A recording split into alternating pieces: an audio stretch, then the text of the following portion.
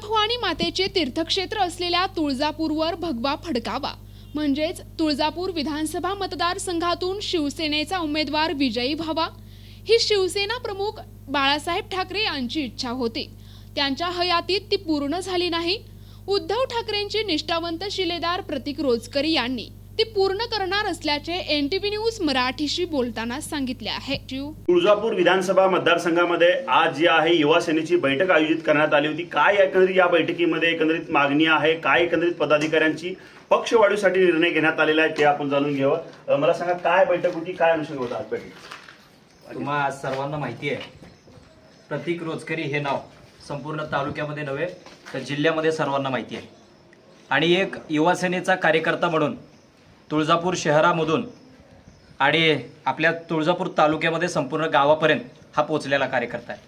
मग आपण पाहिलं असेल, प्रतीक रोजकरीच्या माध्यमातून युवा सेनेच्या माध्यमातून ते युवा सेना तालुका प्रमुख आता कार्यरत आहेत आणि आम्ही सर्व त्यांचे मित्रपरिवार आणि पदाधिकारीसुद्धा त्यांच्यासोबत या ठिकाणी या बैठकीला उपस्थित होतो. तुम्हा सर्वांना माहिती असेल की प्रतीक रोजकरींचं काम या तुळजापूर तालुक्यामध्ये एक सामाजिक काम म्हणजे सामाजिक काम त्यांच्या माध्यमातून खूप मोठ्या प्रमाणात झालेलं आहे. मग आपण कोरोनासारख्या महामारीमध्ये बघितलं असेल की त्यांनी अन्नधान्याचं किट गोरगरिबापर्यंत पोहोचवलेलं आहे. गाव तिथे शाखा, युवा सेनेची शाखा त्यांनी काढलेली आहे. घर तिथे शिवसैनिक तयार केलेला आहे. आणि एक असा मोठा कार्यकर्ता, एक युवा कार्यकर्ता आम्हा सर्व कार्यकर्त्यांना मिळालेला आहे.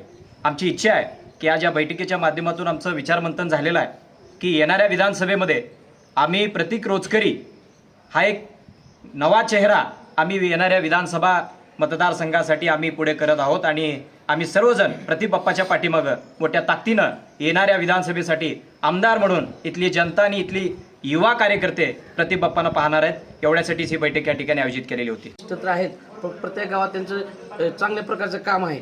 काही जरी अडचण आली, तुळजापूर म्हणलं की प्रतीक बाप्पा रोजकरी यांचं नाव अग्रेसर घेण्यात येतं.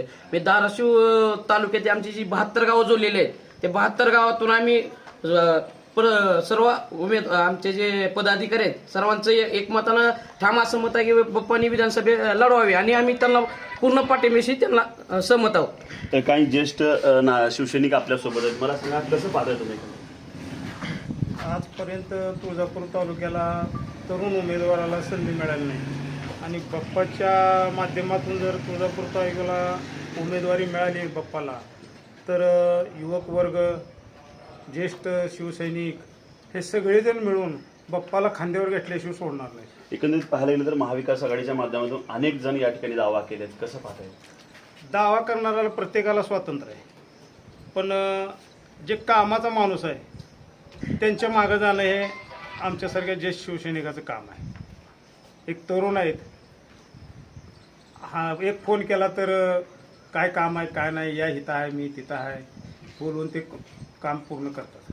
काय एकंदरीत प्रतीक रोजकरी यांचं काम चांगलं आहे? बाप्पाराज मित्रमंडळापासून जे रोप लावलं होतं ते आज शिवसेना शाखा असो तालुक्यात भरपूर दरारा बाप्पाराजचा आहे. म्हणजे शाखाच्या माध्यमातून, कामाच्या माध्यमातून आणि महाविकास आघाडीचं म्हणायला गेलं तर शिवसेनेमध्ये हिंदुराज सम्राट बाळासाहेब ठाकरे यांचं स्वप्न होतं की तुळजापूर विधानसभेवर शिवसेनेचा भगवा झेंडा फडकावा आणि त्यांची इच्छा होती. आमची सर्व युवा सैनिक शिवसैनिकांची इच्छा आहे की महाविकास आघाडीने प्रतीक बाप्पा रोजकरी यांचं भरपूर काम आहे, शाखा आहेत प्रत्येक हे आहेत. अजून म्हणलं तर बीड जिल्ह्याचे विस्तारक आहेत, तुळजापूर तालुक्याचे तालुका प्रमुख आहेत आणि काम कमी वयात भरपूर काम आहे. त्याच्यामुळं आमची सर्वांची इच्छा आहे की प्रतीक बाप्पा रोजकरी यांना तुळजापूर विधानसभेवर पाठवावं आणि शिवसेनेचा भगवा झेंडा त्यांच्या हातूनच. बाळासाहेब ठाकरे यांचं स्वप्न कुठेतरी आज जे आहे सर्व युवा सेनेच्या माध्यमातून जे आहे पूर्ण करण्याची एकंदरीत जी आहे तयारीला लागलेले शिवसैनिक पाहायला मिळत आहे. बाळासाहेब ठाकरे म्हणत होते की 80% समाजकारण आणि 20% राजकारण. कशा पद्धतीने एकंदरीत आज आपल्यासोबत ज्यांनी हा दावा केलाय ते उमेदवार आपल्यासोबत आहेत. एकंदरीत या तालुक्याच्या विकासासाठी काय अजेंडा आपला आहे? सर्वप्रथम दावा मी केलेला नाही. ही मी बैठक घेतली होती. बैठक आमच्या पक्षाची आयोजित केली होती. पक्षाची म्हणजे आमच्या सर्व पदाधिकाऱ्यांची बैठक आयोजित केली होती. ह्या बैठकीत मी कार्यकर्त्यांना विचारलं, आता येणाऱ्या निवडणुका आपण काय भूमिका घ्यायची, आपली काय ठाम भूमिका असेल. तर सर्व कार्यकर्त्यांचं म्हणणं एकच झालं की आपल्या पक्षाला, शिवसेनेला कोण उमेदवार नाही. तर आमची सगळ्याची अशी इच्छा की आता तुम्हीच ऐकलं असं सगळ्याचं, तर सगळ्यांनी सांगितलं की तुम्हीच आमदारकी लढा. त्यासाठी सगळ्यांनी मला अग्रेसर केलं आणि सगळ्यांना आश्वासन दिलं मला, आम्ही तुमच्यासाठी जीवासरान करू, वाटेल ते करू, पण तुळजापूर तालुक्यासाठी तुम्ही आमदार आम्हाला पाहिजे, असं सर्व आमच्या कार्यकर्त्याची भावना होती. त्यासाठी मी कार्यकर्त्याच्या भावनेसाठी मी आजपासून कामाला लागणार आहे. काम तर माझं आहेच, पण अजून झपाट्याने मी कामाला लागणार आहे. एकंदरीत तुम्ही या आगामी विधानसभेला लढण्यासाठी तयार आहात?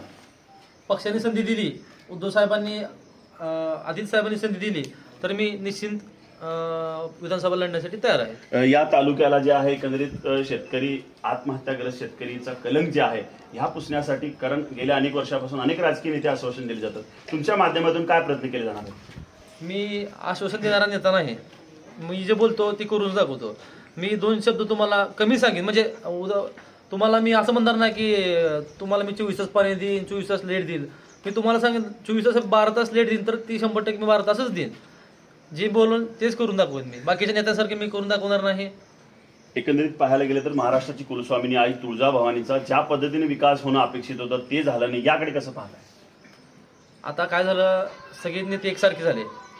आज आता ठीक आहे, तर मी कोणाला करणारच नाही, ती माझा स्वभावच नाही म्हणा. पण एक असा विषय, एवढे दिवस सत्ता एका आमदाराच्या घरात होती, 25 वर्ष त्यांनी पण सत्तेत आले. दुसरे आमदार आले की 5 वर्ष झालं ते फक्त आम्हाला फोटोग्राफीच दाखवतात.